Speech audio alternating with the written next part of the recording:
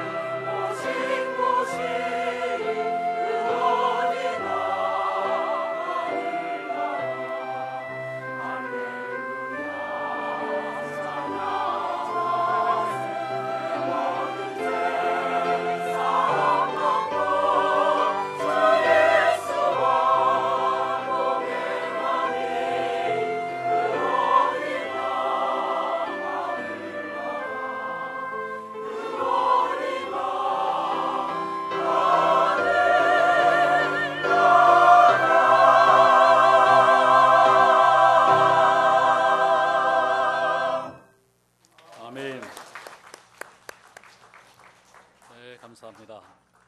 오늘 여러분 어떻습니까? 오늘도 좋으신 하나님께서 큰 애 주실 줄로 믿습니다. 옆에 분을 축복합니다. 당신은 복의 근원입니다. 당신은 축복의 통로입니다. 반드시 복의 그런 축복의 통로가 될 줄로 믿습니다.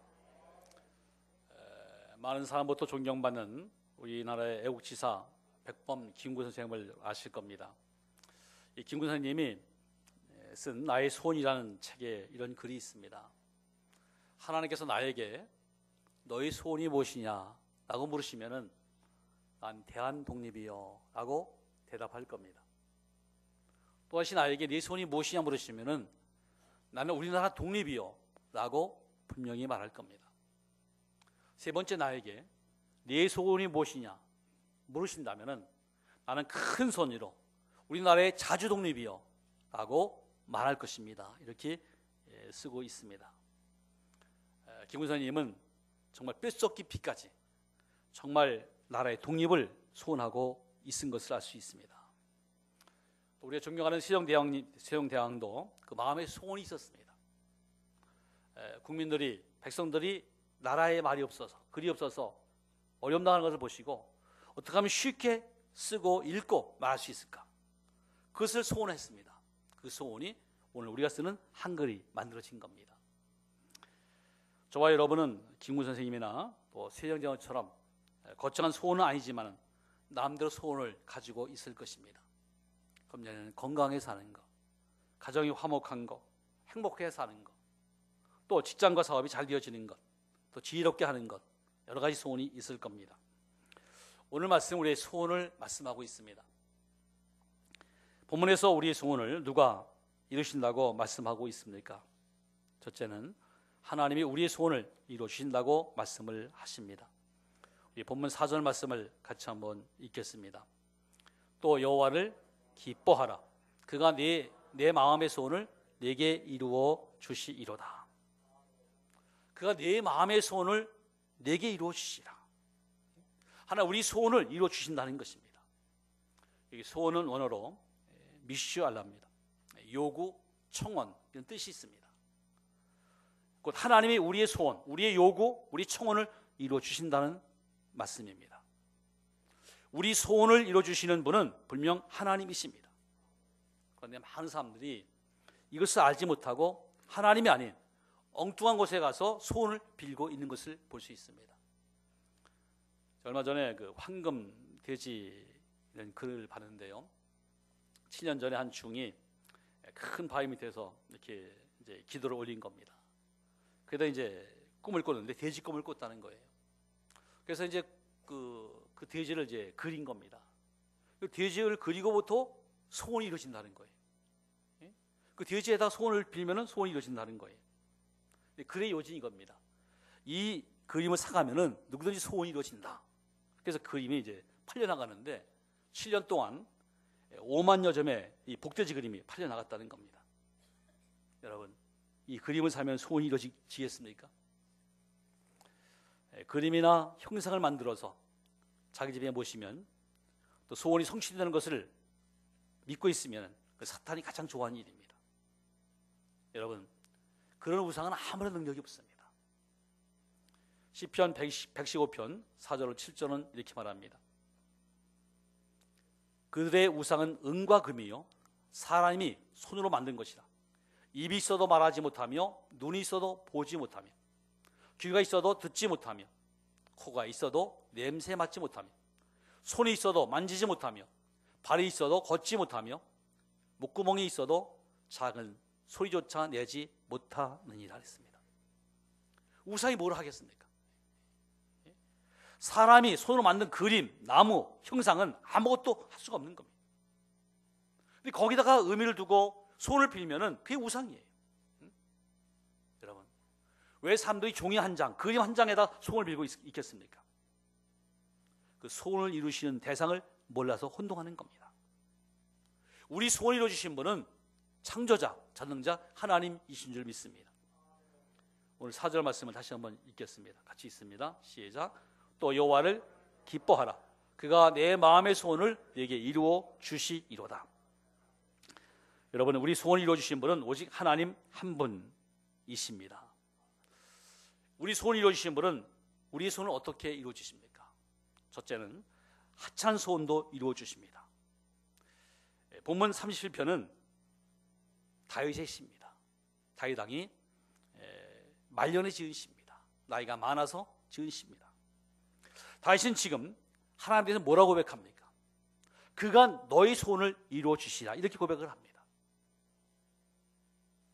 다윗이 이렇게 말할 수 있는 것은 하나님이 그의 소원을 이루어 준 것을 경험했기 때문에, 체험이 있기 때문에 확신을 가지고 얘기하고 있는 겁니다. 하나님에 대한 이해가 없고 이런 체험이 없으면 자신 있게 얘기할 수가 없습니다. 다윗은 자신의 삶을 돌아보면서 자신의 모든 소원을 이루어주신 하나님을 경험했고, 그래서 그것을 알기 때문에 우리에게 확실하게 말하고 있는 겁니다. 다윗의 삶에는 많은 소원이 있었을 것입니다. 어릴 때 양을 치면서 사나운 짐승으로부터 양을 보호하기 위해서 그런 양을 지키는 소원이 있었을 겁니다. 한 마디도 잃지 않기 위해서 양을 사랑하는 목자의 그 마음을 갖고 있습니다. 그가 사무엘로부터 기름부음을 받았습니다. 왕으로. 근데 바로 왕이 된 게 아니죠. 그때부터 다윗은 나는 왕이 될 거야, 나는 비록 양을 치는 목동이지만은 하나님 나를 왕으로 삼으실 거야, 이런 소원을 갖고 있었을 것입니다. 사울 왕으로부터 피하여 도망자 신세가 되었을 때는 생명의 위협을 느꼈습니다. 그때 다윗은 살아남는 것이 그의 소원일 겁니다. 왜? 삶과 죽음이 한 발짝 사이기 때문에, 너무나 죽음의 위기를 많이 겪었기 때문에 사는 것이 소원입니다. 다윗은 장군으로서 많은 전투를 했습니다. 그 많은 전투에서 다윗은 한 번도 패하지 않고 전승을 했습니다. 전쟁에 나가 싸우는 다윗에게 소원은 무엇이겠습니까? 승리하는 겁니다. 적을 물리치고 승리하는 것이 그의 소원일 것입니다. 다윗은 자신의 삶을 돌아보면서 하나님께서 자신의 소원을 큰 것만 이루어진 것이 아니라 작고 하찮은 것도 그때마다 이루어진 것을 확신하기 때문에 이 시를 지어서 우리에게 찬양하고 있는 것입니다. 특별히 시편 20편 4절 말씀 같이 한번 읽어보겠습니다. 시작. 내 마음의 소원대로 허락하시고 내 모든 계획을 이루어 주시기를 원하노라. 시편 145편 16절 말씀을 한 번 더 읽습니다. 시작. 손을 펴서 모든 생물의 소원을 만족하게 하시나이다. 나의 모든 소원, 나의 크고 작은 소원 하나 다 허락하신다는 거예요. 큰 소원이든 작은 소원이든 하찮은 소원도 하나님이 들으시고 응답해 주신다는 겁니다. 그래서 다윗은 자신의 체험을 바탕으로 두고 주변 사람들에게 확신 있게 선언하고 있는 겁니다. 하나님은 우리 소원을 들어주십니다. 그가 내 마음의 소원을 이루어 주십니다. 이렇게 말하고 있는 겁니다. 여러분, 다윗은 우리의 큰 소원뿐 아니라 작은 소원도 이루어 주십니다. 하찮은 소원도 이루어 주십니다. 지난 성구 연신 예배 때 제가 여러분에게 소원 기도를 써오라 그래서 여러분이 써오셨습니다. 교회의 소원, 또 가정 소원, 또 개인의 소원 세 가지를 쓰셨는데요. 정리하다 보니까 A4 용지로 7장 부분이 됩니다. 그걸 가지고 기도하고 있는데 그 기도 제목 보면요, 아주 그냥 평범한 거예요. 학생들은 공부 잘하는 거, 좋은 친구 만나는 거, 이런 것들입니다. 그리고 어른들을 보면은 가정을 위해서, 건강을 위해서, 생활을 위해서 현실적 필요한 소원을 하나님께 아뢰었습니다. 거의 다 평범한 것들입니다. 저는 현실적인 필요들의 소원을 들으면서 하나님이 정말 기뻐하실까 생각해 봤습니다. 우리 필요를 아닐 때, 현실적인 기도를 했을 때 하나님이 기뻐하실까? 여러분, 어떻게 생각하십니까? 하나님은 그 소원을 기뻐하시고 이루어 주십니다. 우리 신령한 기도뿐 아니라, 신령한 소원뿐 아니라 현실적인 우리의 바람과 소원도 하나님은 기뻐하시고 이루어지는 겁니다. 평범한 소원도 하나님이 이루어 주십니다. 여러분, 성경 보세요. 많은 신앙의 사람들이 우리가 거의 비슷한 그 소원을 하나님 앞에 아뢰어서 응답을 받았습니다. 히스기야 왕이 정교역을 통해서 나라를 새롭게 하고 나라가 부강해지고 이제 나라가 강성해졌는데 갑자기 이사 선지자를 통해서 너는 죽는다, 사유성을 받은 거예요. 얼마나 충격적인 말이겠습니까? 이때 히스기야는 하나님 앞에 가서 기도하죠. 하나님은요, 그 소원을 들어주신 겁니다. 이사야 38.5절에 보면 이런 말씀이 있습니다. 너는 가서 히스기야에게 이르기를 네 조상 다윗의 하나님 여호와께서 이같이 말씀하시기를 내가 내 기도를 들었고 네 눈물을 보았노라. 내가 내 수완에 15년을 더하고. 하나님이 그 이스기야의 눈물의 기도를 보시고 15년 연장시켜 주신 거예요. 15년 동안 왕으로서 통치를 잘할 수 있었습니다. 하나님 그 소원을 이루어주신 겁니다. 솔로몬은 어떻습니까? 어린 나이에 왕이 되자 이게 두려운 거예요. 너무 이게 감당하기 힘든 겁니다. 두려움이 몰려오는 거예요. 그게 하나님 앞에 1천 번째 드리고 기도했죠. 하나님 묻습니다. 솔로몬아, 네 소원이 무엇이냐? 한번 소원을 안 해봐라. 그래서 솔로몬이 뭘 구했습니까? 하나님, 나는 어린 나이에 왕이 됐습니다. 우리 아버지 다윗은 이 나라를 잘 이루었고 잘 다스리는데 난 감당할 수 없습니다. 종에게 지혜로운 마음을 주셔서 이 많은 백성을 잘 다스리게 해달라고 기도했더니 하나님이 그의 소원을 이루어 주셨습니다. 열왕기상 3장 12절 말씀 같이 한번 읽겠습니다. 내가 네 말대로 하여 내가 지혜롭고 총명한 마음을 주노니 네 앞에도 너와 같은 자가 없었거니와 네 뒤에도 너와 같은 자가 일어남이 없으리라. 하나님이 지혜를 주셨는데 전무후무한 지혜를 주셨습니다. 지혜의 대명사가 솔로몬 왕입니다. 하나님 주신 겁니다. 나아만 장군은 아람 나라의 구공신이고 왕에게 정말 신뢰받는 그리고 탁월한 장군이었습니다. 그런데 그의 명성이 있었는데 잘 나오고 있었는데 그만 나병이 들었습니다. 문제병이 된 거예요. 고쳐지지가 않는 거예요. 그의 소원이 뭡니까? 빨리 병이 낫는 거예요. 문제병을 고치면 낫는 겁니다. 그런데 그가 문제병을 고치기 위해서 이스라엘에 와서 엘 선지자에게 순종합니다. 요단강에 7번을 들어갑니다. 그때 하나님이 그를 고쳐주셨습니다. 열왕기하 5장 14절 말씀입니다. 나아만이 이에 내려가서 하나님의 사람의 말대로 요단강에 7번 몸을 잠그니 그의 살이 어린아이의 살같이 회복되어 깨끗하게 되었더라. 하나님 그를 고치시고 치유해 주신 겁니다.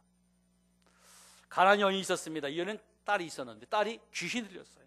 귀신 들리니까 완전히 망가지는 거예요. 어머니로서 그 귀신 들린 딸을 볼 수가 없는 거예요. 예수님께 나왔어요. 고쳐달라고. 근데 예수님이 그 소원을 이루어 주셨습니다. 마태복음 15장 28절 말씀 같이 한번 읽겠습니다. 시작. 이에 예수께서 대답하여 이르시되 여자여 내 믿음이 크도다. 내 소원대로 되리라 하시니 그때부터 그의 딸이 나으니라. 이 딸이 고침받은 거예요. 성경의 위인들 하나의 사람들 보세요. 뭐 평범한 거예요. 뭐 신령한 거 대단한 것이 아니라 현실적인 것. 사형성 받으니까 살려주십시오. 하나님 나 지혜 주십시오. 병 고쳐주십시오. 이런 기도 했던 겁니다. 그런데 하나님 그 소원 이루시고 응답해 주신 겁니다. 하나님은요 우리의 하찮은 기도도 들어주신 줄 믿습니다. 지난 기회에서 목회하면서 조그만 소원이 있었어요. 그 소원은 뭐냐면은 매달 성찬식을 제가 이제 하고 있는데 이게 색이 은색이었습니다. 저 금색 했으면 좋겠다. 이왕 하는 거. 근데 아직 멀쩡하니까 뭐 이걸 써야 되니까 바꿀 수도 없고 언제 바꿨으면 좋겠다 이런 마음이 있었거든요. 근데 이제 우리 교회에서 와보니까 금색으로 된 성찬기를 쓰고 있는 거예요. 이야, 나는 그냥 마음에 생각하고 있는데 내가 이렇게 금색 성찬기로 또 성찬식을 이렇게 또 집례할 수 있는 은혜를 주셨습니다. 하나님이요 우리 마음의 소원을 아시고 이루어준 줄 믿습니다. 여러분 우리 하나님은 우리 작은 소원도 다 들어주신 분이십니다. 우리 하나님 우리 하찮은 소원도 들어주신 분입니다. 하나님 우리의 미비한 소원도 다 들어주신 분인 줄 믿습니다. 하나님 왜 우리 하찮은 소원을 들어주실까요? 왜 하나님 우리 작은 소원까지도 외면하지 않으시고 들어주실까요? 두 번째는 우리 하나님의 자녀이기 때문입니다. 이사야 49장 16절에 이런 말씀이 있습니다. 내가 너를 내 손바닥에 새겼고 너의 성벽이 항상 내 앞에 있나니. 하나님 우리 손바닥에 새겼다는 거예요. 이 뜻이 뭡니까?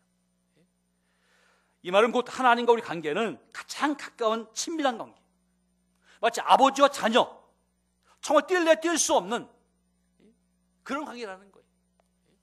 항상 기억하고 항상 하나님께서 함께하고 항상 도우신다는 거예요. 자녀를 기르시는 부모는 이해가 될 겁니다. 부모는 오직 자녀 사랑이죠. 부모는 자녀가 해가 되지 않는 한요 그 소원을 다 들어줍니다. 어릴 때 아빠 엄마 나 장난감 사줘 하면요 그 이쁜 장난감 사줍니다. 나 저 옷 입고 싶어 하면요 어떻게든지 옷을 사줍니다. 해가 되지 않는 한, 그리고 자기 능력이 있는 한, 부모의 능력 범위 안에서 그 소원을 다 이루어주려고 하는 것이 부모의 마음입니다. 왜 그렇게 할까요? 왜 부모가 자녀를 위해서 희생하고 왜 모든 걸 다 아끼지 않고 헌신하고 자녀를 위해서 봉사합니까? 자녀기 때문에 그런 겁니다. 내 자녀기 때문에, 내가 낳은 내 자녀고 아들이고 딸이기 때문에 아낌없이 희생하고 기쁨으로 봉사하는 거예요. 다른 이유가 없어요. 하나님도 동일합니다. 하나님도 마찬가지입니다. 우리가 사랑스러운 하나님 자녀이기 때문에 하나님 우리 소원을 이루어주기 원하시는 거예요. 작은 것도 하찮은 것도 하나님은 예민하지 않으시고 들으시고 응답해 주신다는 겁니다. 그 하나님의 마음을 잘 표현한 말씀이 로마서 8장 32절 말씀입니다. 같이 한번 읽겠습니다. 시작. 자기 아들을 아끼지 아니하시고 우리 모든 사람을 위하여 내주시니가 어찌 그 아들과 함께 모든 것을 우리에게 주시지 아니하겠느냐. 이게 무슨 말입니까? 하나님이 우리를 사랑하셔서 독생까지 주셨다는 거예요. 어떻게 주셨습니까? 그냥 내주신 게 아니잖아요. 십자가에 대속 제물로 내주신 거예요. 피 흘리시고 죽으신 거예요.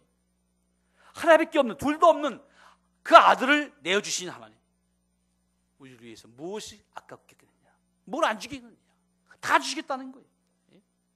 그 하나님은 다 주시되 우리의 소원을 이루어주시되 가장 좋은 걸 주신 줄 믿습니다. 마태복음 7장 11절 말씀, 이런 말씀이 있습니다. 너희가 악한 자라도 좋은 것으로 자식에게 줄 줄 알거든. 하물며 하늘에 계신 너희 아버지께서 구한 자에게 좋은 것으로 주시 않겠느냐. 여러분, 땅에 있는 육신의 부모도 자녀에게 좋은 것 주려고 합니다. 부모 그렇잖아요. 저도 마찬가지예요. 뒤에 자녀들에게 부모 때문에 주고 싶은 거예요. 더 좋은 거 주고 싶은 거예요. 좋은 거 입히고 좋은 거 먹이고. 왜? 부모이기 때문에, 사랑하기 때문에.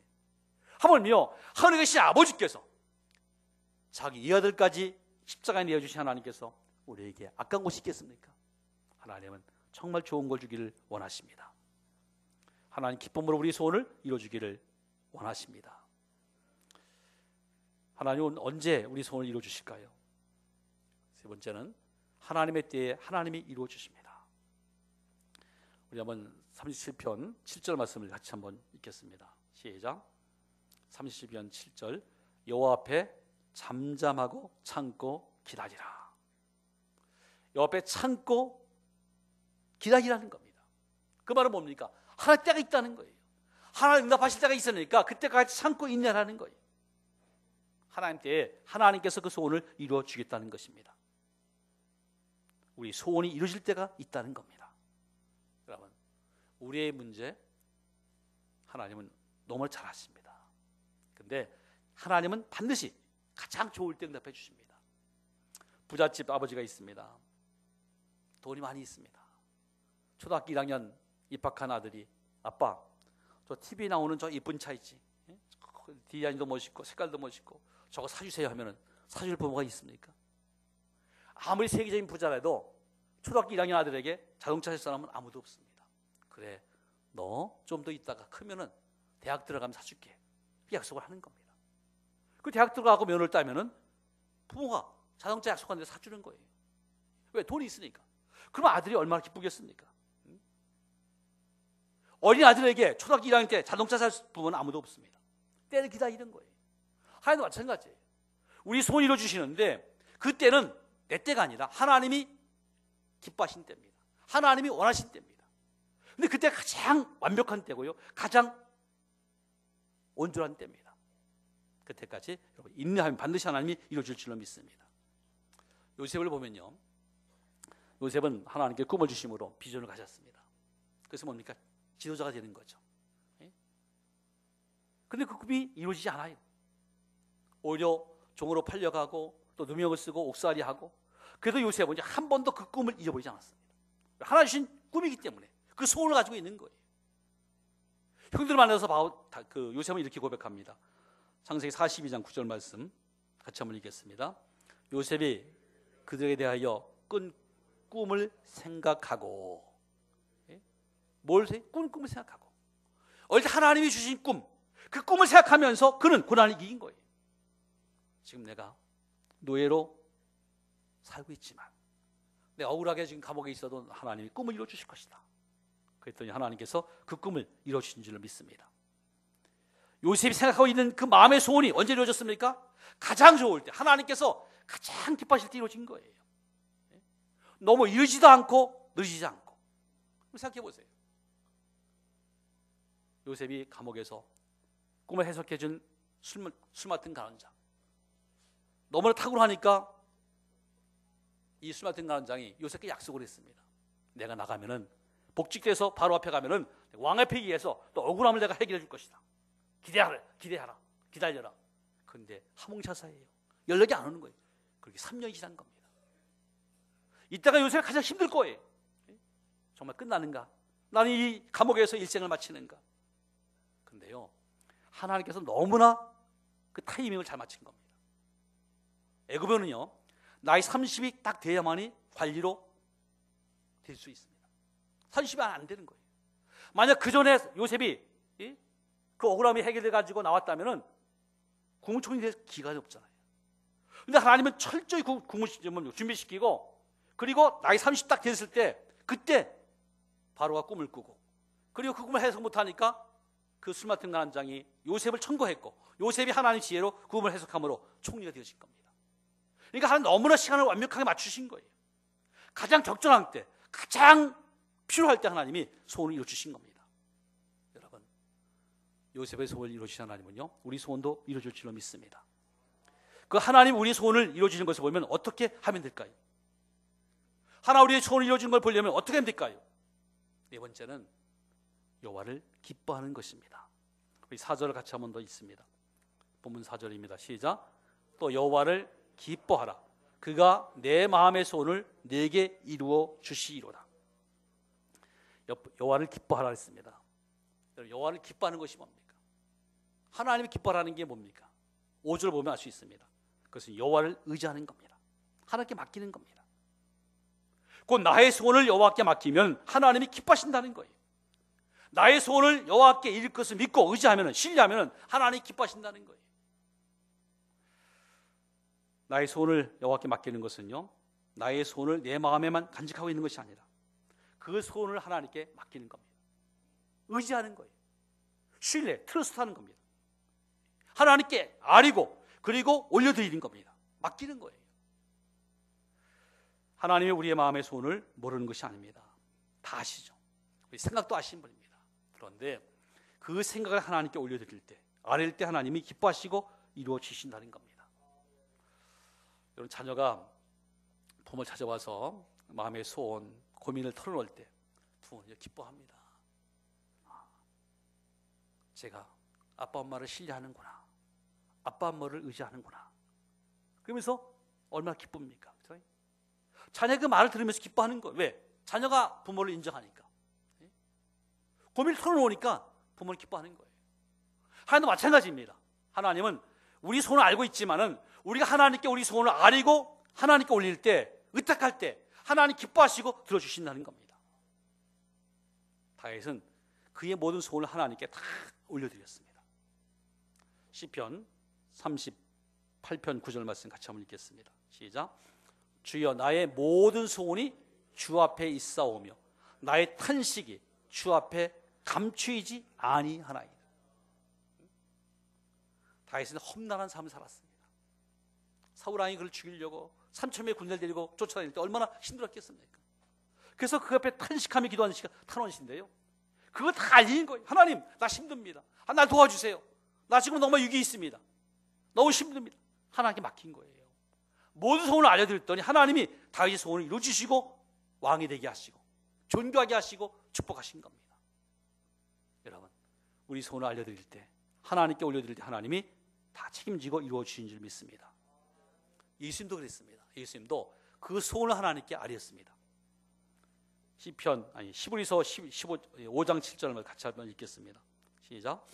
그는 육체에 계실 때 자기를 죽음에서 능히 구원하실 이에게 심한 통곡과 눈물로 간구와 소원을 올렸고 그의 경건하심으로 말미암아 들으심을 얻었느니라. 하나님 아들 예수님마저도 그의 통곡과 간구로 하나님께 소원을 올린 거예요. 그러니까 하나님이 그 소원을 들으시고 이루어 주신 줄 믿습니다. 사랑하는 여러분, 하나님 지금도 우리의 소원을 들으시길 원하십니다. 우리가 주님께 올려드리고 의탁할 때 하나님은 그 소원을 기뻐하시고 이루어 주신다는 것입니다.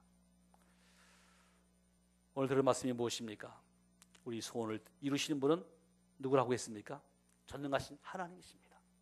하나님만이 우리 소원을 이루어 주십니다. 하나님은 우리 소원을 반드시 이루어 주십니다.